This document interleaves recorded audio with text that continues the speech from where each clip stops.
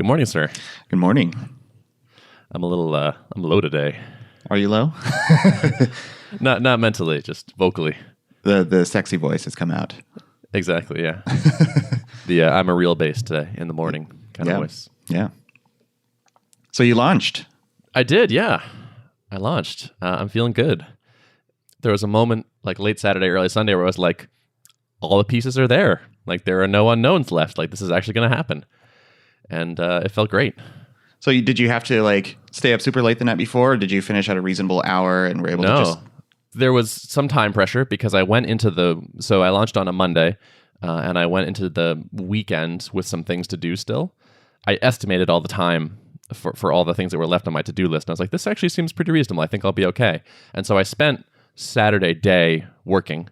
But after that, I was basically set, and just there were a couple small items left to finish up on Sunday, and yeah, everything actually and it worked. I had some like last minute editing to do because when I did a review of everything, I discovered I had just forgotten to edit the end of one of the videos. I added the video intros that Jack McDade and his people made for me. Got the notes on the repositories. Got things set up with Gumroad, so I'm using Gumroad for fulfillment. That's been great, by the way. I'm using this option where you drop in like a line of JavaScript and a URL, and they pop up a little hover over thing, and it works great. There was a moment I remember like thinking about, should I just build my own checkout, having built a bunch of these checkouts? And I was like, let's not. And it's been nice because like people have been like, oh, can I get this thing on my invoice? And I'm like, yeah, Gumroad will definitely do that for you. Yeah. And then, or like, some people have emailed me about like nonprofit discounts or things like that. And I'm like, sure, here's a coupon. And I don't have to write the code to take the coupon and things like that. Yeah, that was a good decision. Yeah, I feel very happy about that. That was no regrets there. And by the way, so SSL these days on Heroku has become the easiest thing ever. And I'm so happy about it. That was one of my big unknowns where I was like, oh man, I hope this doesn't suck, because I've had the process of like getting an SSL cert and getting it installed and working correctly has taken me a while in the past, because sometimes you need to fiddle around with DNS, or most of the time, I guess. And so it's like waiting for DNS to propagate to check if it worked and all that. They're now using Let's Encrypt. So it's free and they do everything for you. It was literally one shell command. Wow, that's really nice. I remember the last time I set it up, I think it was still an upcharge. Like you had to pay extra for it. You maybe had to go out and buy a cert somewhere else. Yes. Yeah. So that's what I'm used to doing. Yeah.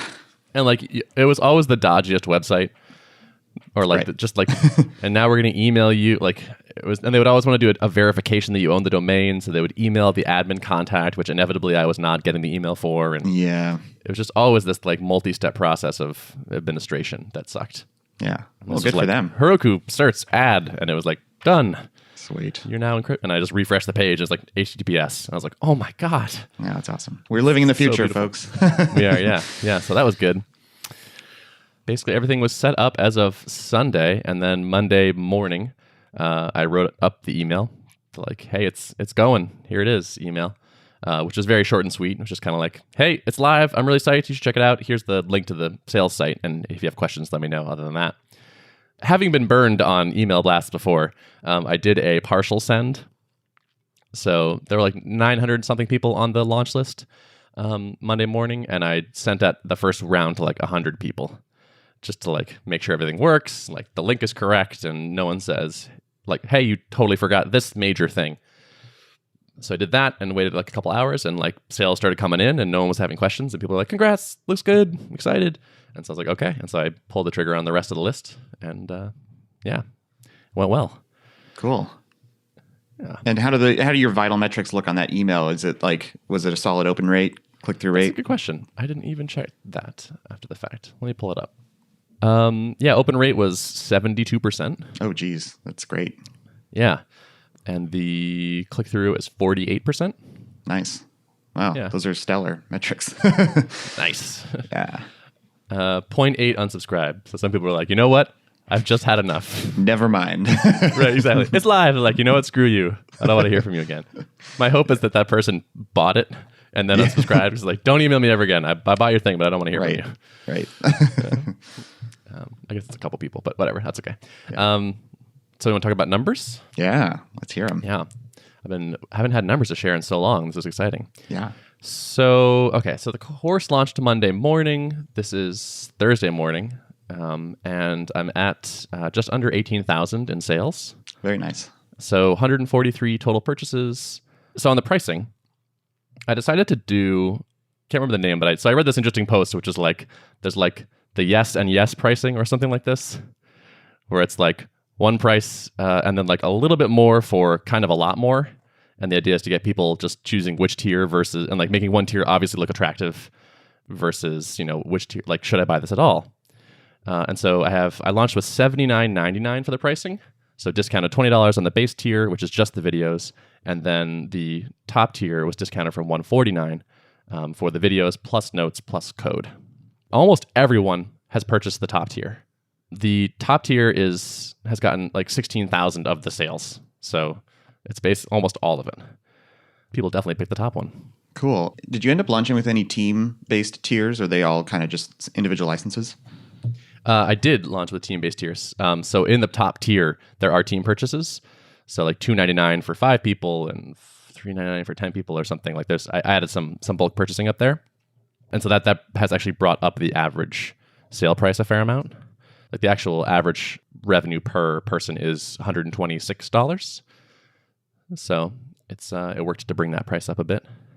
Had someone buy a $1,000 package for their team, which is pretty cool. Conversion rate have pretty high actually on that from the thing. Like, so there's been 465 views of the packages and 124 sales that Gumroad is well, no, that's not true.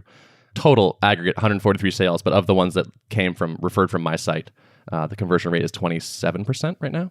Okay. So yeah, that seems pretty decent. Yeah. You said, is it 400 and something total views of all the packages? Is that in aggregate or just total views of? So I'm not sure exactly what Gumroad counts as a view, because like their JavaScript is on my page. Like, is that a page load, or is it if someone clicks the like show me the product thing? I don't actually know. Got it. But they say 533 views. Okay. So you had 900 on your list, and you had 70% open, which is like, that's over that 630. Amount. So there's still probably some nudging to happen, with your continued follow-up emails and such. Totally, yeah. I had already sent some other emails. So one I sent was a follow-up to the launch list, which was 2 days later saying, I put up one of the whole videos on as a sample, which I haven't done yet, and said, hey, here's a sample of an entire video, and just kind of like another poke, and that definitely caused another like burst of sales.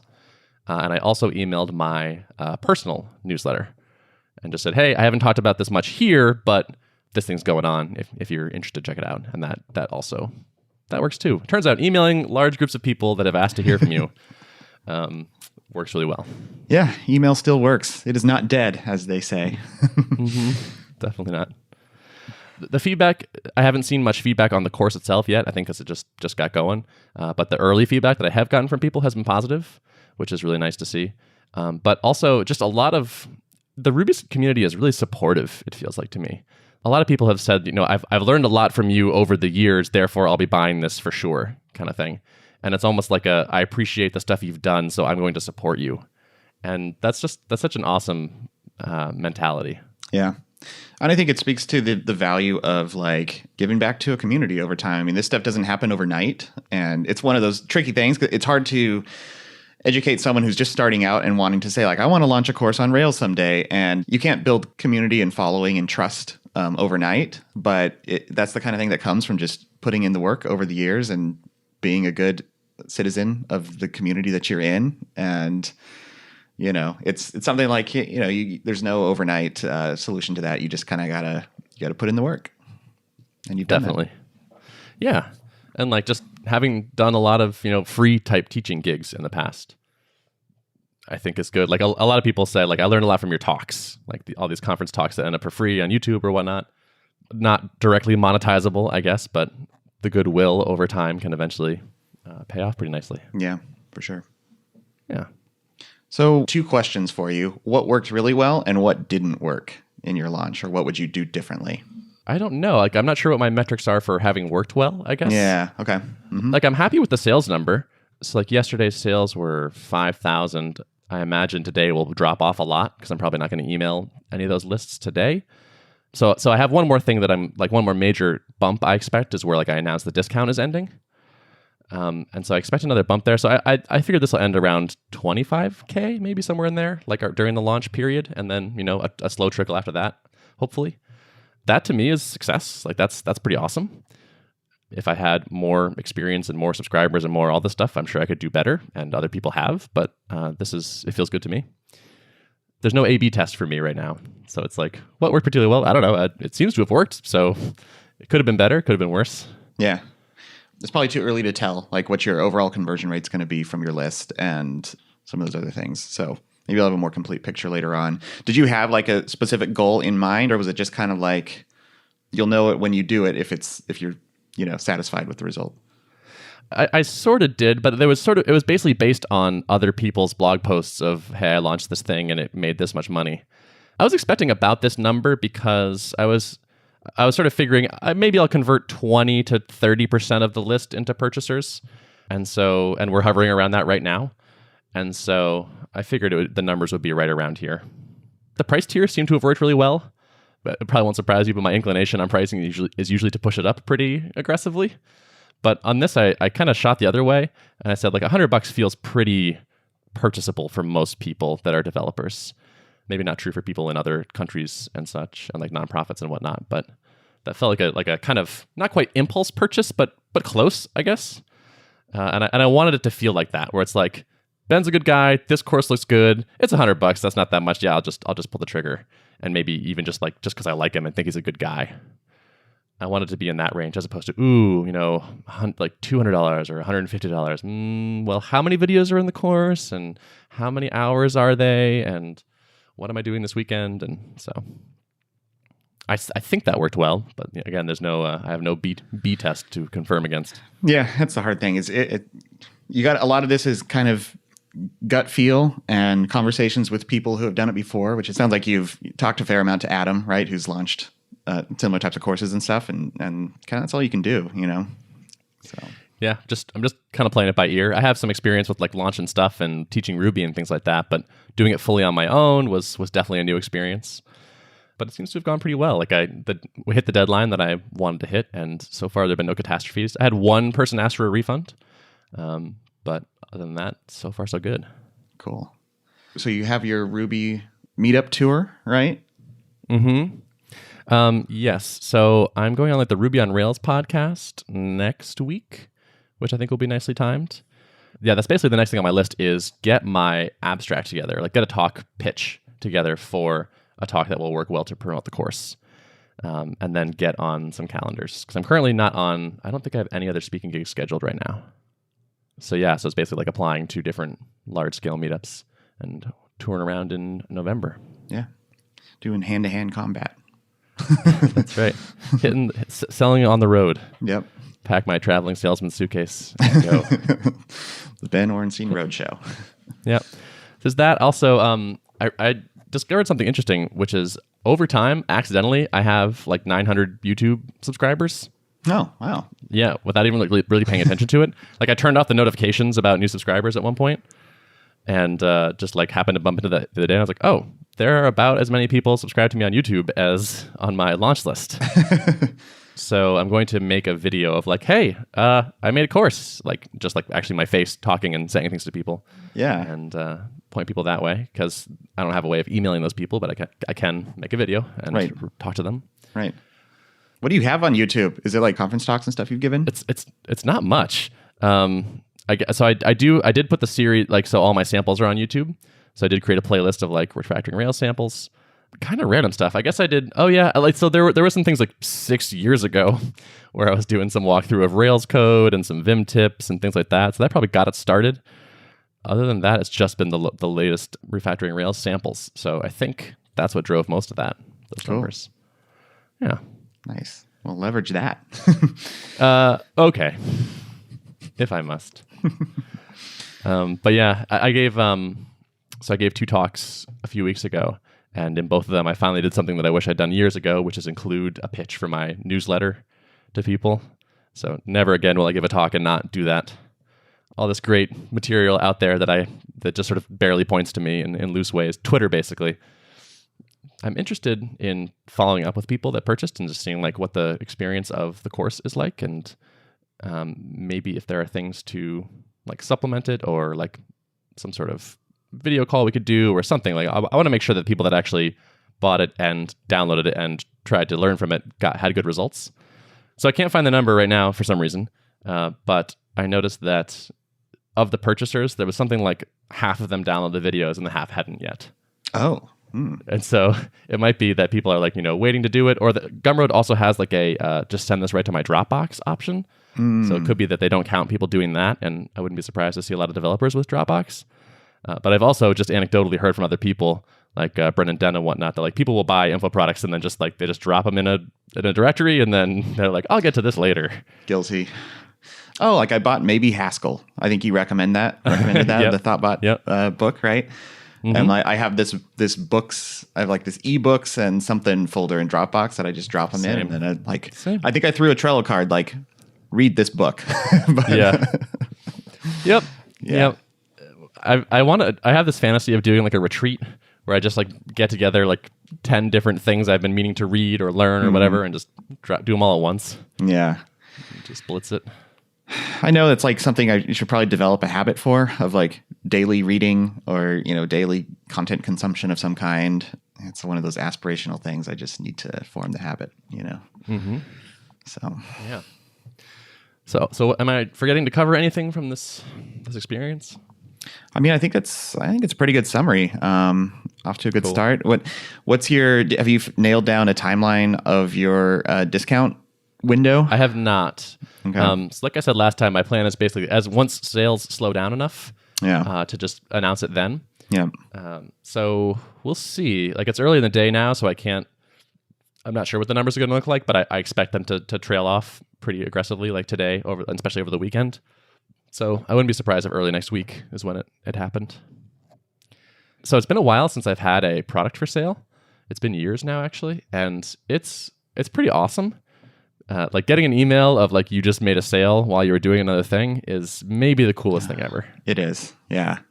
After I launched CodeTree, every sign up would send an email directly to my phone, like email address just signed up, so I could just keep an eye on, someone from some company I recognize signed up and want to immediately follow up on them or something.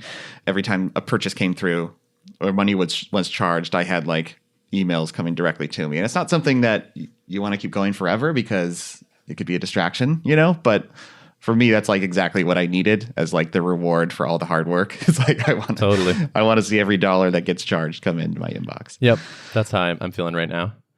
It's a nice feeling too when you turn it off. Like that's also I've arrived. Right. Yeah.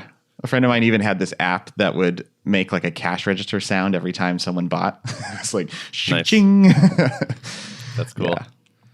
I like that a lot too. Yeah, I went to dinner the other day, paid the bill, and was looking at the check. I was like, okay, that was $71. And then I pulled up my phone. It was like, I sold $100 with a screencast as I sat here. Cool. Boom. Positive ROI. Yeah, exactly. That's pretty nice. Yeah. So what's new in your world? Well, I teased something last week about a project that we're starting, and we have a position posted for a front-end engineer. And I can actually mention what the project is because it's been publicly disclosed. So we are setting out to build a visual email editor in Drip. We've resisted building this for a long time, mostly because studies will show that emails that look like plain text emails are most likely to be engaged with because they just look like, a person opened up their email client and wrote you an email. And I think they've shown that the more graphically designed an email looks, the more our brains are trained to just think this is marketing email. I'm going to skim it or skip it altogether, right? And with our core audience, the audience we began with Drip, which is like self-service SaaS companies and people selling ebooks or selling courses online and things like that.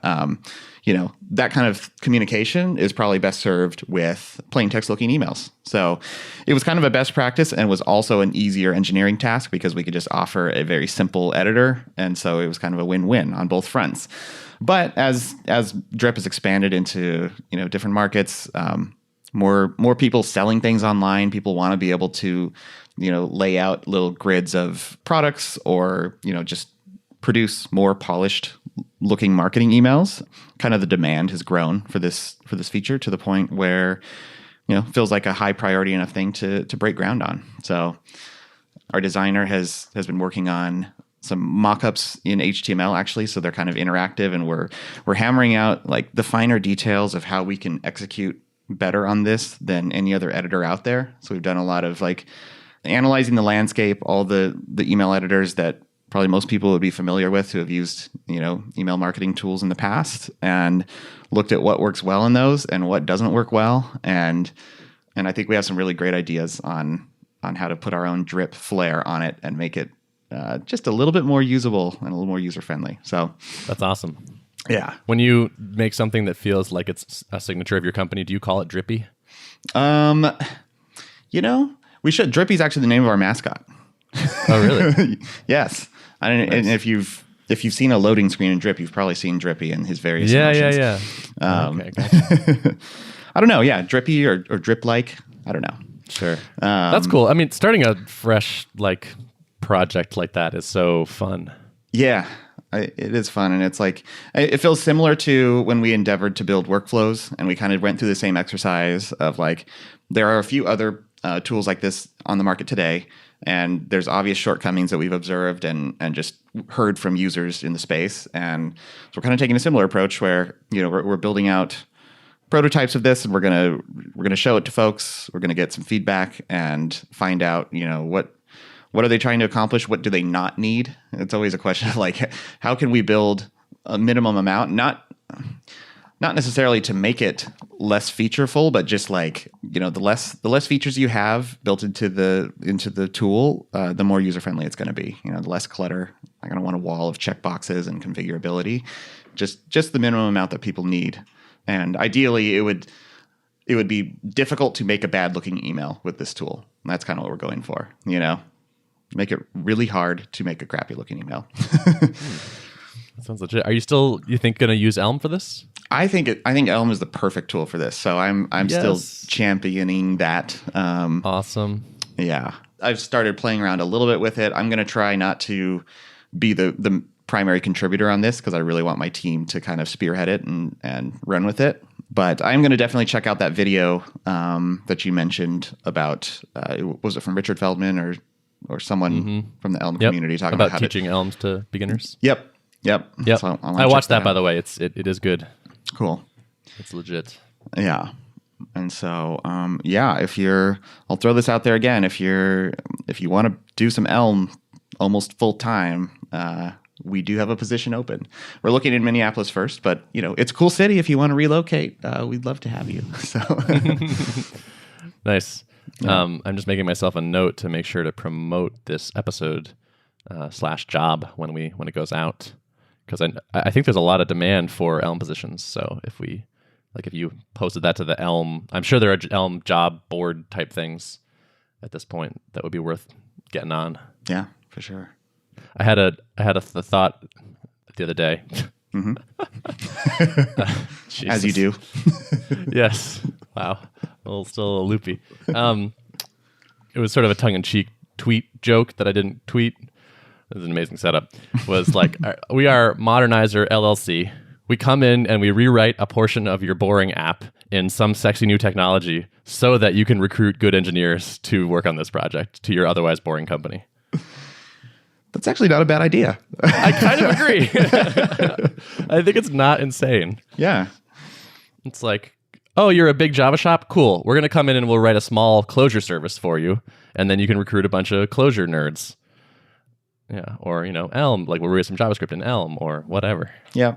The tech industry is, I think, pretty unique in that we are so particular about the tools we like, and there's so much demand for good engineering talent that like you can afford to be super particular about, I like this tech stack and I don't like this tech stack. I mean, it's kind of an elite industry problem, I would say, that like, but it's just kind of the nature of where we are, where there's just, there's so many companies and there's so much Yeah, I honestly think this is a competitive edge that's not taken advantage of often enough. Yeah, I agree. Of like, it's like, oh, we started a new startup and we're using Rails. Like, cool. Like you're going to compete with everybody for those Rails engineers. And I think most people just think like, oh, well, that we need to make sure there are lots of engineers available in the technology we choose. And I think that's just not. That's a very logical way to think about it, and also wrong. Yeah. Yeah, because I think it's that, as I found more and more, it's less about what tech stack someone has been doing for a long time and more about what they're on fire to work on, 100%. Yep. And I've seen like we've had some folks actually inside the building move on to the Drip team recently, onto our platform team because, they're working on technologies that they've had experience with and they can do it and it's fine, but they're not jazzed about it. And I've seen like the light in their eye, the twinkle in their eyes as they're like talking through problems with working on, using the technologies that they really love. And that's when you're going to get the most productivity and the greatest utilization of your team is when they're doing things that they're really on fire for. Totally. And that excitement I think is actually justified. I think it is a little bit that we're spoiled. That's definitely a factor, but also if you want to stay in this industry for a while and be in demand, you have to keep learning those new skills. Like if you're someone that wants to just focus on one forever, you can probably actually make a career of that. Like you can still go write COBOL if you want. But if you like being cutting edge and you like working on the newest things and being in demand continuously, you have to keep your skills up to date. And so like it's not just like choosing to go work on new technology keeps you future-proofed in a way. Right. And that's kind of the contract that you enter with your employees is like you hire them and they're going to build great software for you as the company, you being the company. And then in exchange, they're going to get to continue advancing their skill sets and, their resume, if they're concerned about resume building or whatever they're looking to get out of it. That's kind of the exchange. Right. And so when they're working on interesting new technology that's going to stick around, not just the latest hotness of JS frameworks, but things like Elm that I think are here to stay. That's an opportunity for someone to gain mastery over that tool set, and they can take that with them anywhere, So I'm excited. I think this is going to be a great use of Elm. Not that I've been looking for an excuse to use it, but it certainly. But you have. It certainly, yeah. I'll say I have a little bit, and it just happened to align with business goals. So I'm pleased. I'm sure you would not do something irresponsible just to use Elm. Oh, of course not. That does not seem like you at all.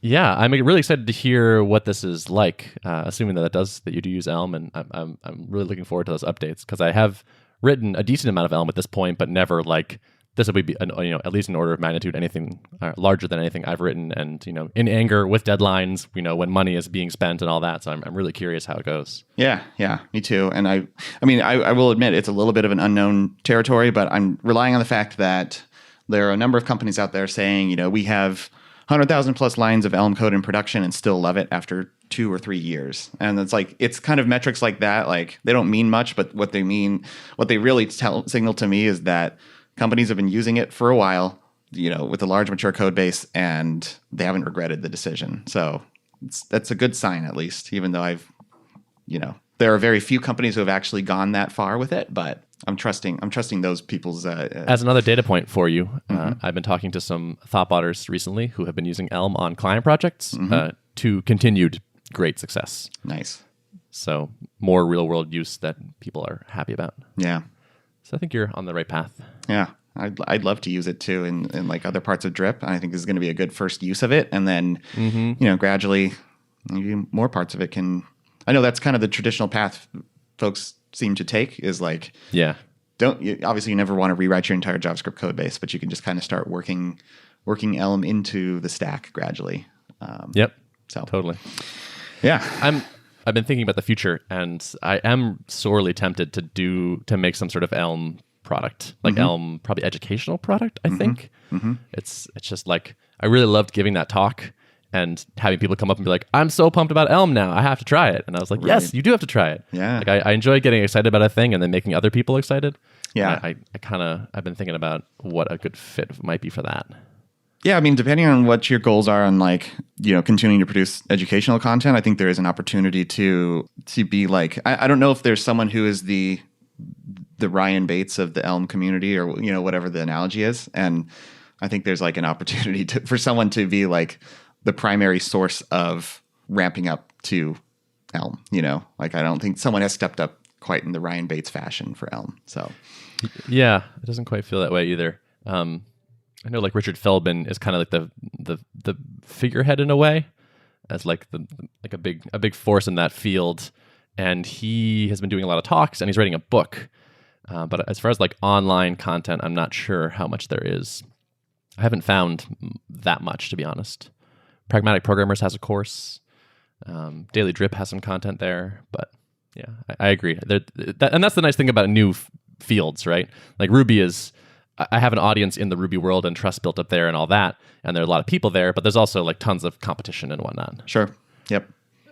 So it's fun to me to be in like more fertile territory. Yeah. And it's a little bit of a bet. Like you would be betting that it's going to expand over time, and then it will pay off eventually. Definitely. And I'm willing to make a bet there. I'm comfortable with this bet. Mm-hmm. I know there are other competitors to Elm. Like what is it? PureScript is like. For me, it seems like people still like Elm because it's a bit more pragmatic. Is that kind of your take? I don't know if I would use the word pragmatic. Yeah. I think there are a bunch of reasons people like it, but I think one of the big benefits is that it's holistic. Like you opt into Elm and then you get you get an ecosystem of tools. Whereas you're like, okay, we're going to do React. Okay, now what are you going to use for the data? Like, what are you going to use for this? What are you going to use for that? And you end up sort of cobbling together 7 different tools to make your stuff work. Whereas with Elm, you're like, okay, we are going to use Elm, and then you're basically done with decisions in a certain sense in terms of like which pieces go together. That was super attractive to me when I was thinking about like, I kind of play around on the side with Elixir, right? And I've been building some stuff in Elixir and using some GraphQL and using some Elm, and it was so nice to just know like, oh, the Elm architecture, it's basically like a framework within a language. Awesome, this is great. Like I don't need. Yeah. Yep. And I haven't used PureScript, TypeScript. What do you say, TypeScript? I think it's PureScript is the functional. Yeah, is like a gotcha similar thing. Yeah, I haven't used it. Although if it has a really good type system and like a helpful compiler, then that's pretty awesome. Like that's a big point in its favor. But I don't know if you. I mean, I wouldn't want to have to compete with how friendly Elm is, right, in terms of errors and helpful type things and all that. Yeah, and I think that my sense is like that's where Elm gets its edge. Is like it has perhaps a more opinionated language. I'm not speaking from a position of knowing much about PureScript, so that's my caveat. But like it seems like Evan is pretty dang opinionated in a good way about what goes into Elm, and he's been willing to ditch some of the elements of functional in the name of being easy to use and easy to get ramped up and stuff. So yes. Yeah, I like that. Definitely. That's another big one in their favor. It's like, I think the steward / creator is making really awesome decisions. Yep. One other small plug too is I've been trying out. So a couple of my coworkers were trying out a new editor, and it's actually Microsoft's Visual Studio Code editor. I saw you tweet about that. Yeah, it's been pretty cool because I think it brings in. It's very similar to Atom in its approach. Like it's Atom and Sublime Text and all these kind of text editors with an ecosystem of nice plugins. I was hacking around on some Elm in there, and the inline compiler feedback is really cool. So when you save a file, you install the Elm plugin or whatever into the editor, then you save a file, and if there's compilation errors, you get the little squiggly underlines on the code, and you just hover over it, and it gives you the full Elm compiler error message. So rather than kind of flipping between console and code and then trying to align, look at line numbers and all that kind of stuff, it's just kind of all deeply integrated. And I found myself a bit more productive than I was using Atom with Elm stuff. So yeah, it seems like a pretty cool thing. Check it out. I think it does have like Vim plugins and stuff too, so you can it can behave like Vim. So I haven't done the Vim plugin on it, but if I do want to learn the Vim ways, I may still be able to have the nice, a little bit more IDE-like functionality plus Vim. So I don't know. I feel like that could be cool. Yeah, I think there are probably some nice options out there, like depending on how good your Vim emulation is. Mm-hmm. Yeah, but if you want the basic Vim stuff, you might be able to get it in a different editor and still have, get the best of both worlds. Yeah. Yeah, that's cool. Cool. So Microsoft sponsored this week's show. Yeah.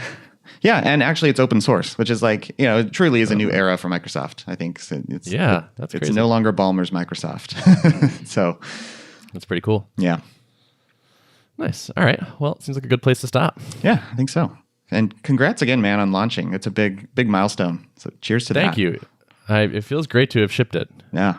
Everything after like now is kind of gravy in a way, where it's like there's things I want to do and ideas I have, but it's mostly kind of like, okay, the shipping has happened, and now it's kind of like some interesting projects on top of it. Yeah, and it's a one-time sale product, which means that you don't, when you launch a SaaS, it's like the real work begins after launch day. But this is one of those things where I think you can feel pretty nice that like you can continue marketing it and promoting it and all that, but a lot of the hard work truly is done, which must feel nice.